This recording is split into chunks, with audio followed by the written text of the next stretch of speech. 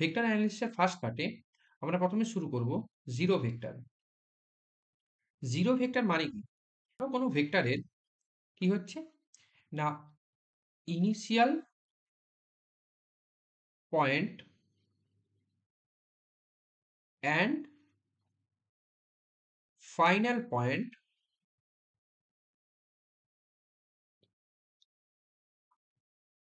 ইন্টারসেক্টস। তখন কি হবে না, তার অ্যাবসলিউট ভ্যালু, জিরো ভেক্টরের আরেকটা প্রপার্টি হচ্ছে কি অ্যাবসলিউট ভ্যালু,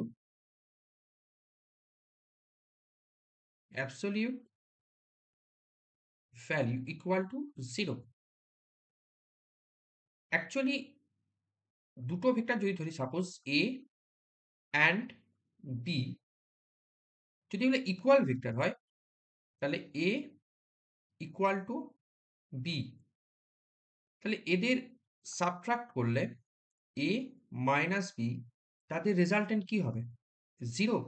না, জিরো নয়, জিরো ভেক্টর। দুটো যে কোনো ইকুয়াল ভেক্টরের সাবট্রাকশন রেজাল্ট বোঝাতে গেলে বা সাবট্রাকশন রেজাল্টেন্ট বোঝাতে গেলে জিরো ভেক্টর দিয়ে সূচিত করা হয়।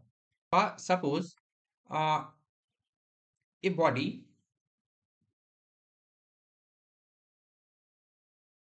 মুভিং উইথ কনস্ট্যান্ট ভেলোসিটি, তাহলে ভি ইকুয়াল টু কনস্ট্যান্ট, তখন ত্বরণ কত? অ্যাকচুয়ালি বেগের পরিবর্তনের হার হচ্ছে ত্বরণ, that is A equal two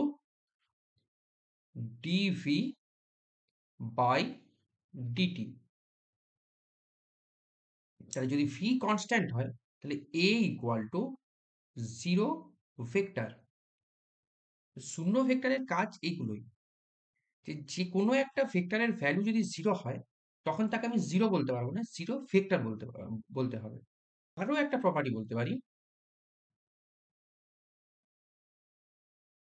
suppose একটা ভেক্টর এ আরেকটা ভেক্টর বি, এরা একে অপরের মানে প্যারালাল।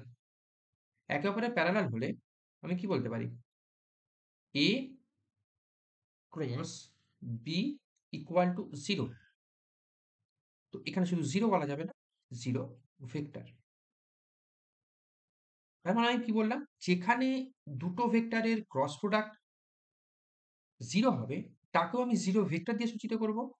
যেখানে কনস্ট্যান্ট ভেলোসিটি ভি, সেখানে ত্বরণকে জিরো ভেক্টর দিয়ে সূচিত করব। তো জিরো ভেক্টরের মেনলি এই প্রপার্টিগুলো হয়।